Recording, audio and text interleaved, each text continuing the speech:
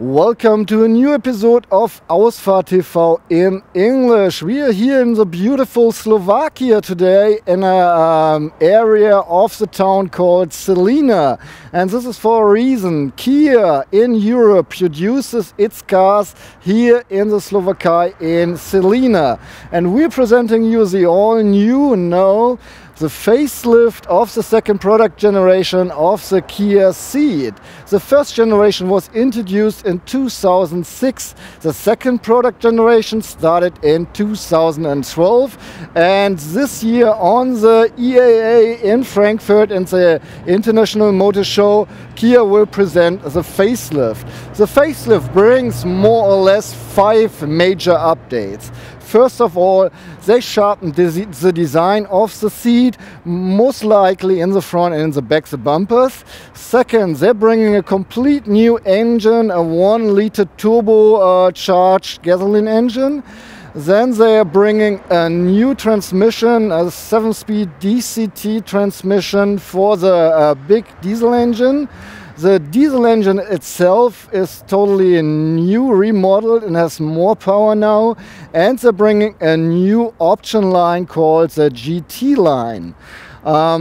Kia is pretty happy that they managed to sell about 14,500 cars in Germany last year. By the way, the Kia Cee'd is the first car of the South Koreans that was totally made in Europe. So it was developed in Europe, designed in Europe, and now it is produced in Europe as well. And they are producing 3 different versions. We are showing you the 5-door version today. They have a 3-door version as well called Pro Cee'd, and an E-State version called Cee'd SW for Sport Wagon. In Germany, by the way, Kia managed to sell 13,500 units last year, and the Kia Cee'd is their top seller. We have quite a few competitors in what we in Germany call the Golf class, or in the compact class. And I'm trying just to mention the competitors from Asia. So we have the Toyota Auris, we have the Mazda 3, the Nissan Pulsar, the Honda Civic, and the Hyundai E30, I'm sorry. Well, at least in Germany, Kia is offering the Kia Cee'd with 3 petrol engines having 99, 135 and 204 horsepower. The 204 horsepower version is a Kia Cee'd GT, and 1 diesel engine. For the facelift, they remodeled the diesel engine, this 1.6-liter diesel engine. It had 128 horsepower before, and now it has 136 horsepower. The Cee'd always comes with front-wheel drive, and you can always order it with a manual 6-speed, while the biggest petrol engine you can have with a 6-speed dual clutch transmission. And for the new developed diesel engine, they're offering a new developed 7-speed DCT dual clutch transmission. But we are here in our test car. We are showing you the all new 1-liter 3-cylinder turbo GDI engine, completely new developed. And it's good for 120 horses, has a maximum torque of 171 Newton meter, and you get them in a range between 1,500 and 4,000 RPM. Our test car has the manual 6-speed transmission.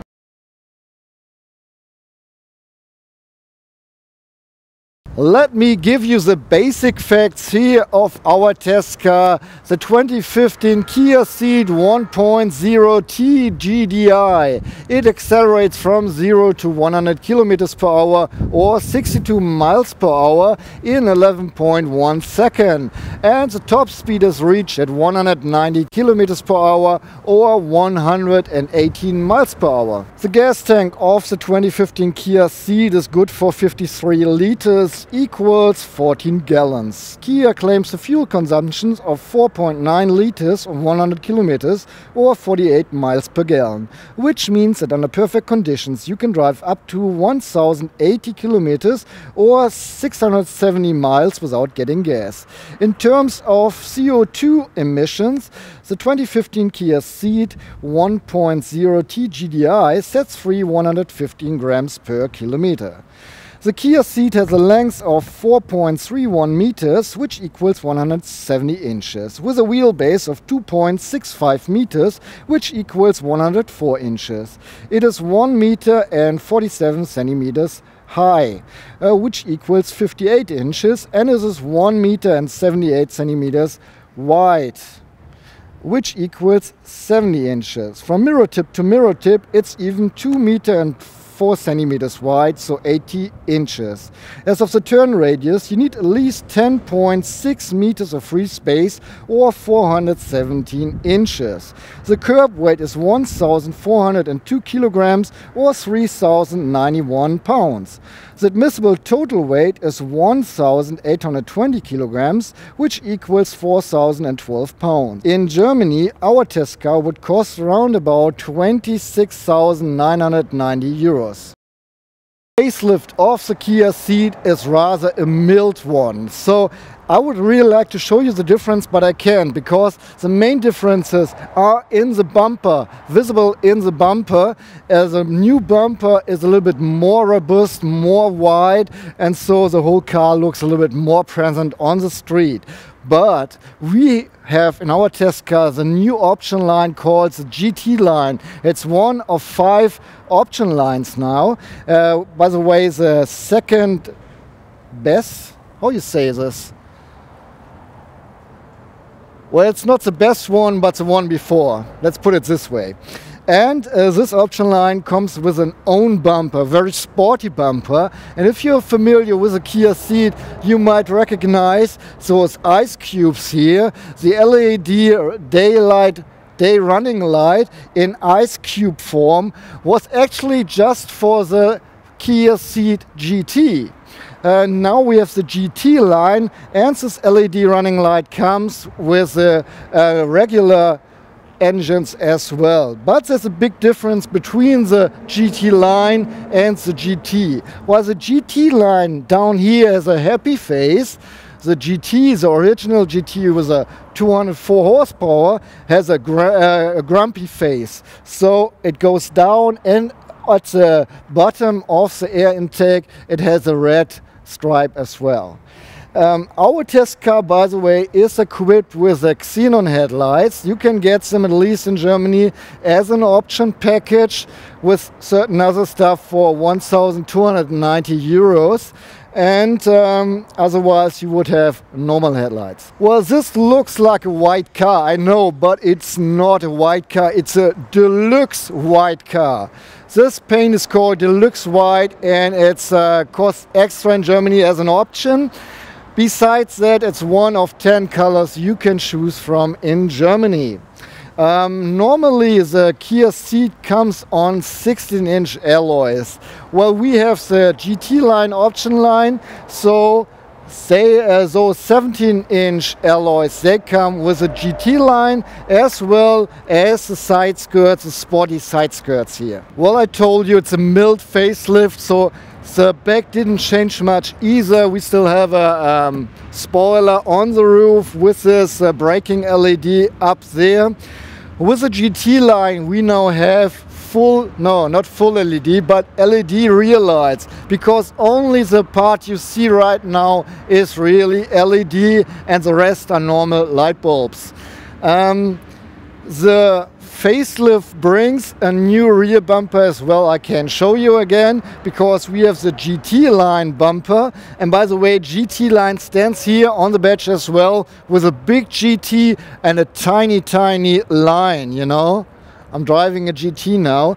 However, the GT line bumper is shaped in a more aggressive way, and we even have a diffuser down here in black. And what I really like, 2 exhaust pipes on each side, one, and it's not fake, it really is the exhaust. Even so, Well, yeah, not really the exit pipe. The exit pipe is not as big, but it's made in a really nice way. Alright, that's the outside. Now have a look in the inside. By the way, the door really opens pretty wide, about an angle of 85 degrees. Well, I told you our car is equipped with a GT line. You see it from the outside, but you will recognize it from the inside as well. And by the way, our car is fully loaded except of the sunroof. So we have everything in here which is available for the KIA Cee'd. So we have electric seats as well, and a neat feature for the seats, once you turn off the ignition, the seat scrolls back all the way so you can easily get out, and more important, you can easily get in. Well, I'm just 180 centimeters tall, but taller people, you know, they might have problems getting into the car. Not with this model here. You have all the space and place. Even Toby can just slip in here. You have to lean out just a little bit to grab the door and close it. Looking around, when I first got in, I had the impression black is back, and black is beautiful. We have this black ceiling and everything else is black. We have some chrome application and this white in the seats. By the way, the seats are closed seats with a little leather stripe in here.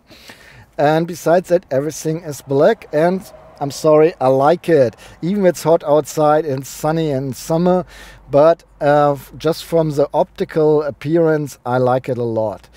Looking around the mix of materials we have here, it's soft touch all the way. The whole dashboard is soft touch, and even down here where it starts to be harder, it's from the feeling that I touch, it's still soft. I don't know why. And I like this, here we have hard plastic, but it even has the soft feeling once you touch it. So I'm quite pleased. In the doors we have artificial leather, I guess, and soft touch up here as well. So everywhere where I touch, I feel materials that I like quite. Yeah, I do like it, and I think all the Asian manufacturers, well, at least we stocked up Germans, we always say, well, it's, you know, always a cheap plastic everywhere, you know, and makes funny noises once you drive. I think they made a big step. I'm a big fan of the Mazda interior, and I think Nissan is doing a quite good job as well. And now I can put Kia in line. I like what I see and what I feel when I touch it. That's quite nice. The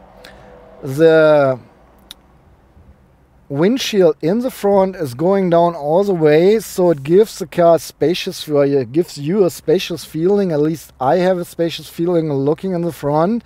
And plus they have this little tiny display, which is actually, you don't need it because it shows you the time and the outside temperature and who's buckled up or not, but you really don't need it. But since it is there and it's sitting down here, it even supports a spacious feeling. And I was driving with Toby on my side, and it's a compact car overall, but I had no feeling that it's too tight in here, so everything's fine. The middle part is facing me quite a little bit as a driver, so I would call it driver oriented, what I like, and everything else is easy to reach, so I have no complaints. And I will start with our normal routine. We can adjust the height of the safety belt so it's always right on your shoulder and comfortable. I'm showing you the length of the safety belts as always. In our car we have electric driven driver seat, so I can adjust it electrically all the way. And I even have an electric lumbar support. Jan is 180 centimeters tall, so 5'11". I am 6'5", so 195 centimeters, a little bit taller as you see. And he was able to sit here comfortable. It's a little bit worse for me, not that bad, but a little bit worse, because I do not have enough space for my legs or for my hands on the steering wheel. Whenever I try to steer a little bit more than a bit, I'm touching my knees with my hand, and I can't steer that good. And in this position, I do not feel like I could drive this car properly and comfortable. And yeah, it's, well, I have enough headspace, lots of headspace, and I can touch the headrest pretty well, but well, with the steering it's a little bit problematically. The passenger seat has to be adjusted manually, but it has an electric lumbar support as well, and we can heat both seats up in 3 intensities. And I'm sorry I'm not telling you anything about how good it's heating or not, because we have 34 degrees Celsius outside, so it's quite hot and I didn't feel like heating up my seat. The steering wheel is a GT-Line steering wheel. It's covered with leather, and the leather is perforated on the side where I touch the steering wheel. It looks quite small, which I like really sporty. You can adjust it, by the way, manually. That's the radius you have. And you can even heat it up here right next to the steering wheel. It's a multifunctional steering wheel. By the way, down here we have high glossy paint as well. And for me it's a little bit too much buttons on here. On the left side we can control the infotainment system, like mute or turn off the volume and skip songs. And down here we have 2 buttons to take a call or reject a call or hang up. And on the right side, in the upper part, we have 1 button to change the steering mode of the steering wheel. We have 3 modes: Sport, Comfort and Normal. And we can adjust the setting for the for the cruise control. No adaptive cruise control, just this cruise control or the speed limiter. And down here 3 buttons to navigate through the board computer. And yeah, I like the grip that perforated leather gives me. We have 2 mirrors, of course. On each side there's 1, and they have a decent size, so you can see right about everything. Actually, they have the right size for this car, and everything is easy to see in the rear mirrors. Same with the inner rear mirror. I see the whole window, which is not too big, but still I can see the whole window, which I like. Turning my head around to the left, I have no blind spot whatsoever. Turning my head on the right, the B-pillar is fine. They integrated a small window in the C-pillar to give us a little bit less of a blind spot, but still the C-pillar is huge. Can't say it different. If you use a mirror in conjunction with a view over your shoulder, everything is fine. I just want to mention that's a huge C-pillar. Plus we do have a rear camera. The picture is not as really good, but it's enough to really back up the car in parking spots. You have lines on there, but they don't move once you move the steering wheel. Alright, behind the steering wheel we have 1 round gauge. Not really round, but half rounded at least.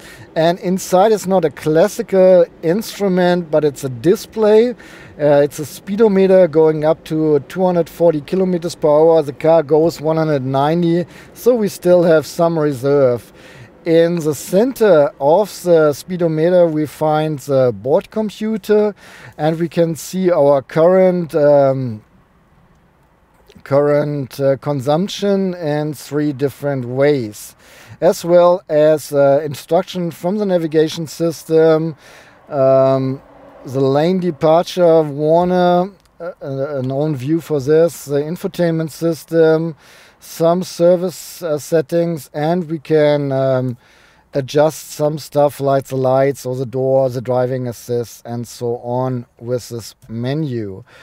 On the left side we have a little ring. There's the RPM meter going up to 8,000 RPM with a range starting at 6,500.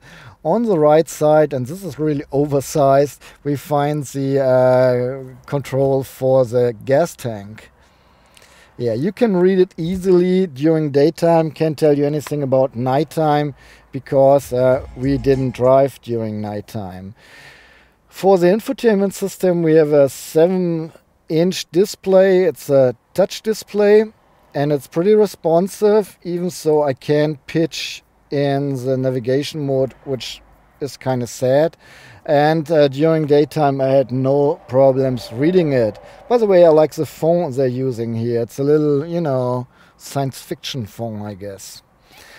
And yeah, there's an ambient light supposed to be, at least according to the press release, down here, I suppose. We are not having the panoramic sunroof in here, but it's as an option you can get it. But our test car has a horn. I never honk it. Sounds like this. And on we go with our compartment check as usual. In the door panels we have quite some space.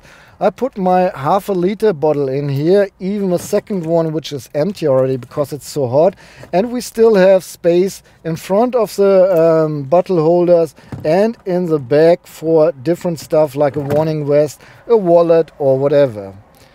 In front of the stick shift we have a compartment with an anti-slip surface, which is pretty neat to put the iPhone here, as we have the USB plug and an aux in or line in here as well, plus two 12-volt outlet, and one is even a cigarette lighter, which I like. Thumbs up. But smoking is bad for your health, of course. Here we have a little drawer and two cup holders, and I'm a little bit yeah, disappointed really. There's like an inlay for smaller bottles, but this is a smaller bottle and it's shaking around here, so we have no spacers except this thing, and putting the bottle in the bigger part, it's even, you know, making funny noises and probably jumping out, at least if I'm driving. So that's kind of sad. If you don't use it, just close it.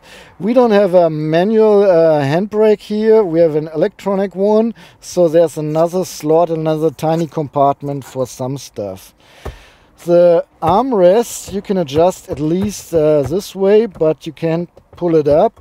And once you have it put in front, you can't open the whole thing. You have to pull it back and then you can open it. Here we have another storage.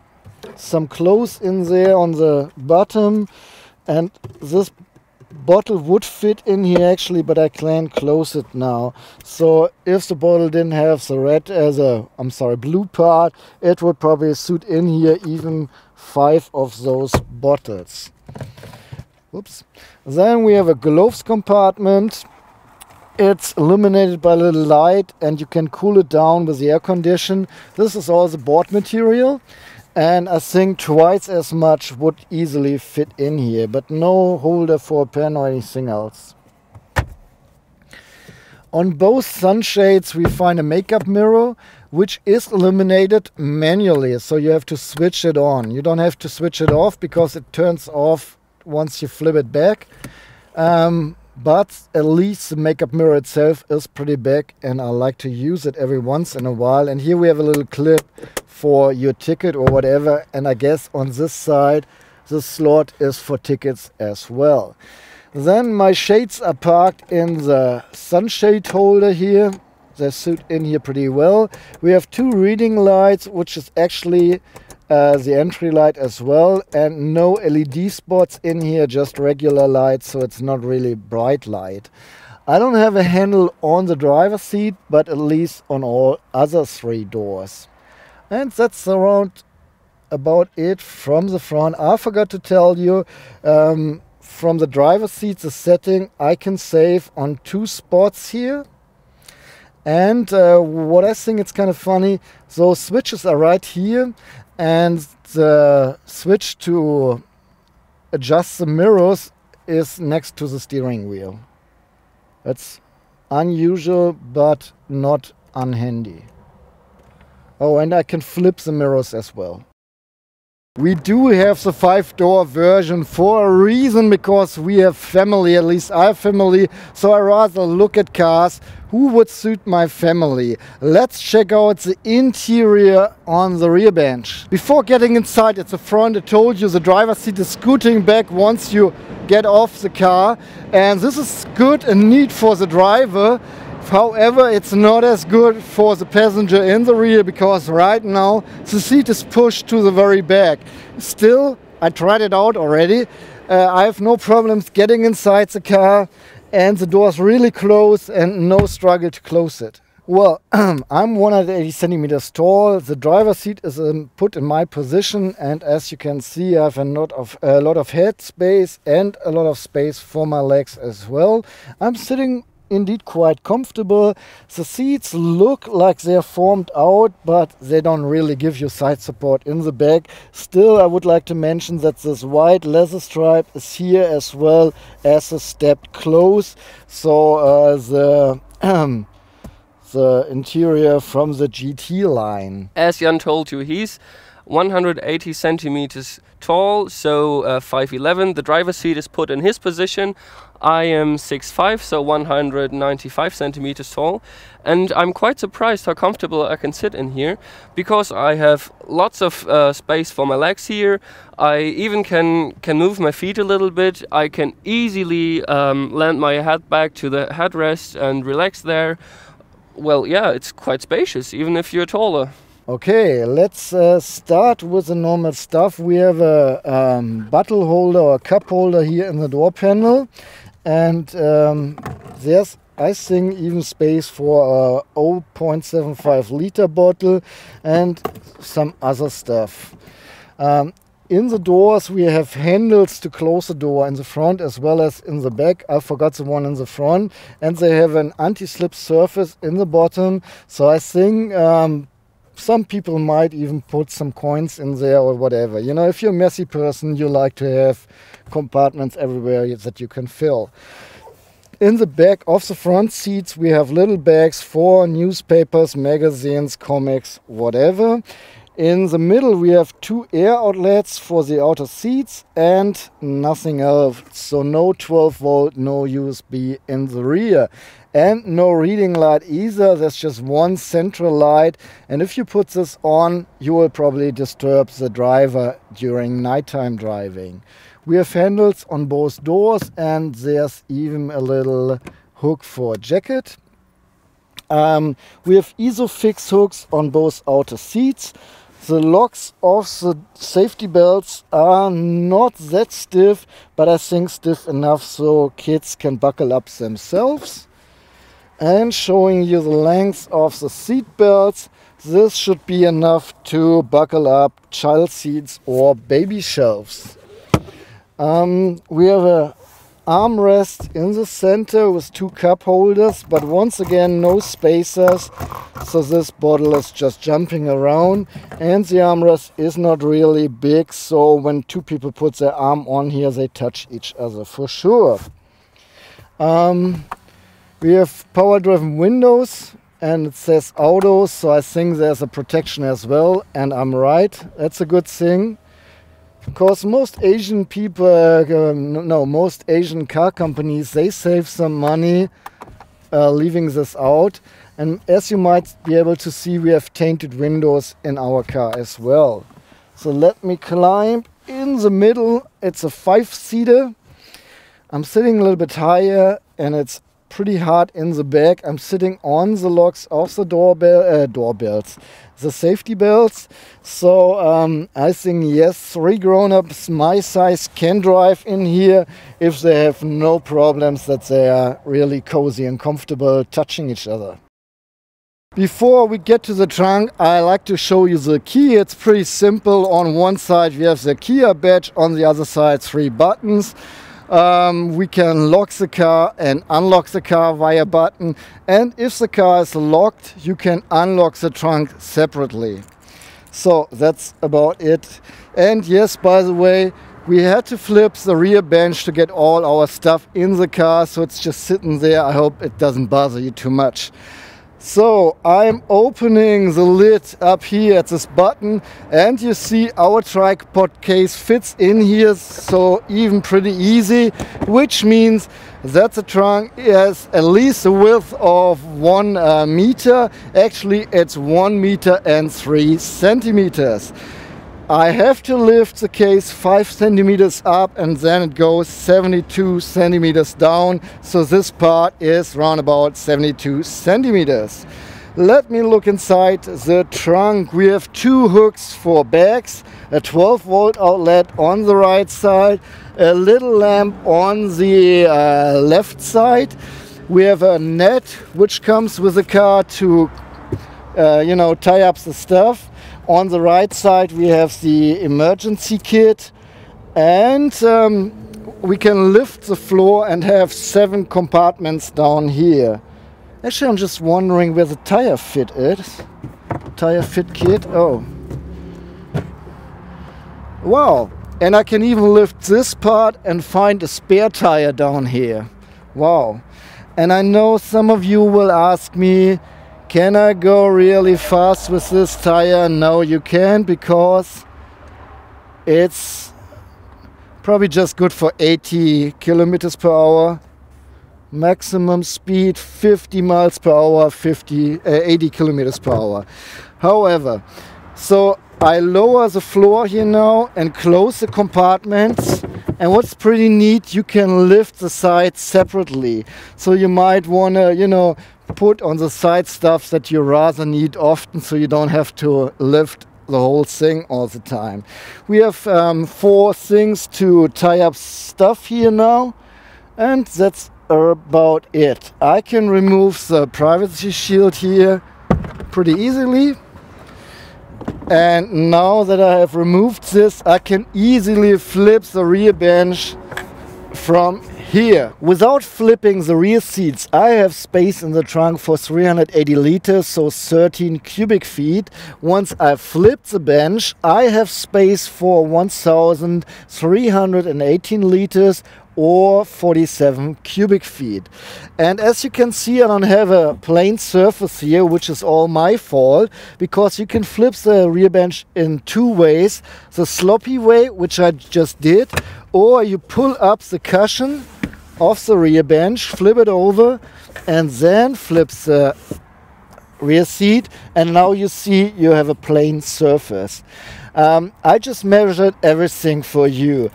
You have a depth of 55 centimeters to the rear bench, and you have a width of 1 meter and 3 centimeters.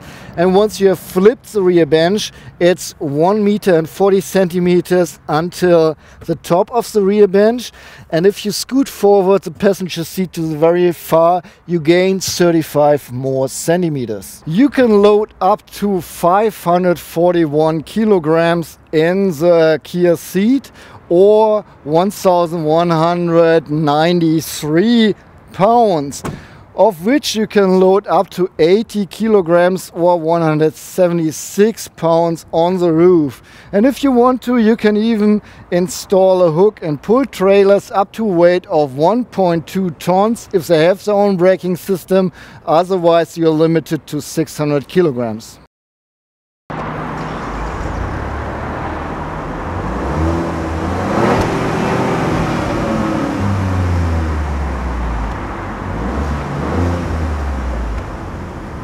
Let me share some of my driving experience. We are driving this 1-liter engine, a 3-cylinder with 120 horses. Once you start driving, you do hear indeed it's a 3-cylinder, but once you're faster than 50, this typical 3-cylinder noise just disappears, because the car overall is a very silent runner. You hardly hear the engine, especially if you shift early enough, then it's really comfortable, silent inside. However, I'm not a fan of this engine at all. Yes, it might be fine for the city. Yes, it's even okay to cruise here on the country roads in Slovakia. But I can imagine, because we haven't had the situation, once you really want to accelerate, it just takes forever. Well, just zero acceleration, 0 to 100 kilometers per hour, 62 miles per hour in 11.1 seconds, 11.1. That's twice as much as most cars I normally drive. But overall, this is not meant to be a race car. It's rather, you know, for casual driving, and I think that's fine. I would really love to take this car a little bit faster. We're limited to 100 kilometers per hour here in Slovakia, and I didn't drive faster, so I can't tell you anything else about driving faster with this car.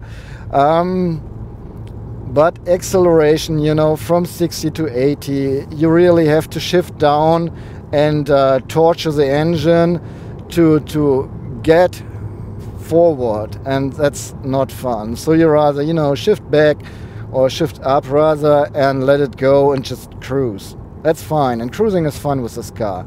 The suspension is quite comfortable.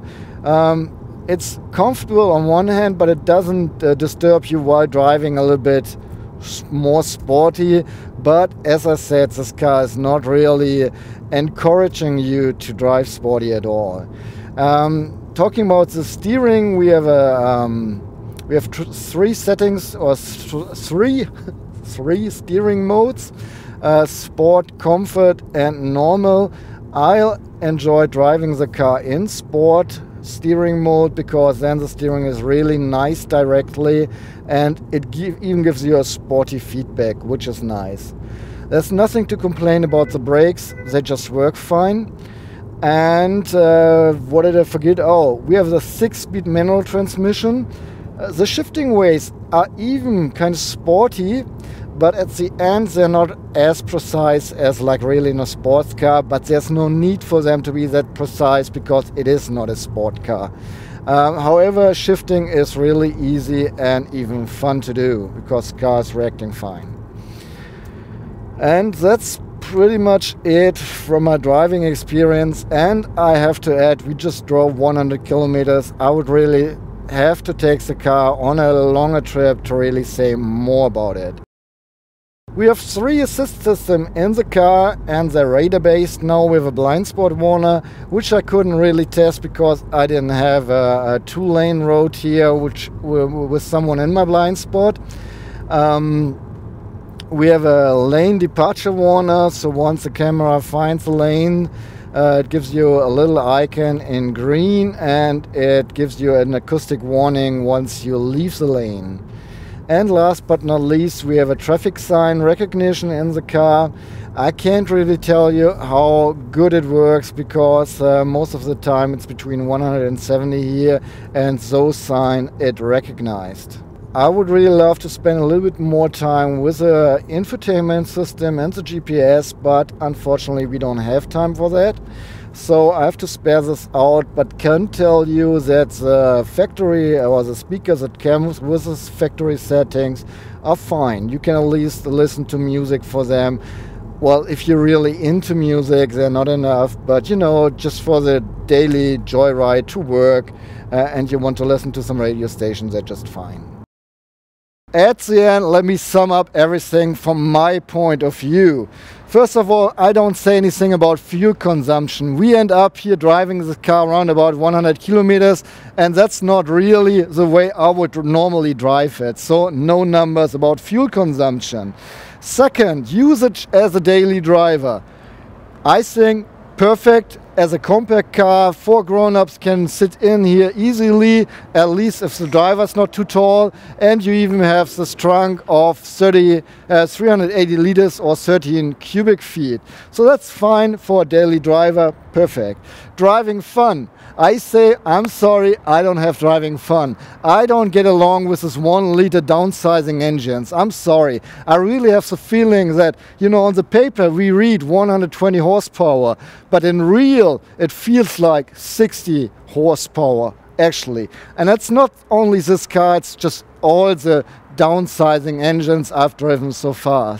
So I would rather prefer the 1.6 liter diesel engine for this car, I think. But from the exterior, you know, I really like it. Like walking to the car, it's more driving fun than actually driving the car. At least that's my opinion. What's missing? Comfort. It's a really silent runner and I like it. You have hardly anything from the outside. The engine is really soft and silent.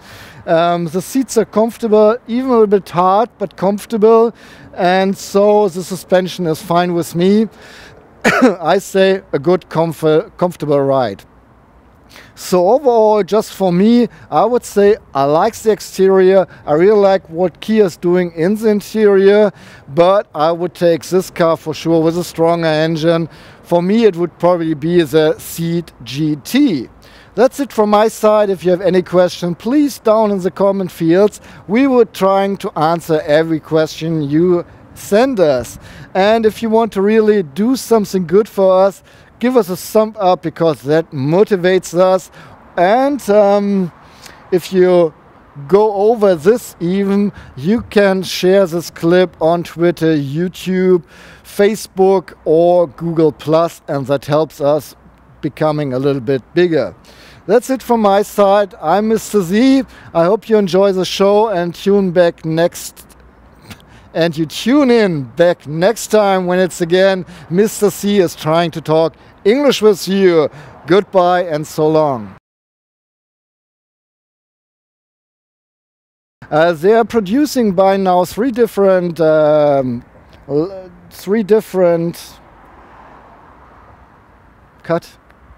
of the bumper. The bumper is shaped in a more compact and a little bit wider. No, fuck, nochmal.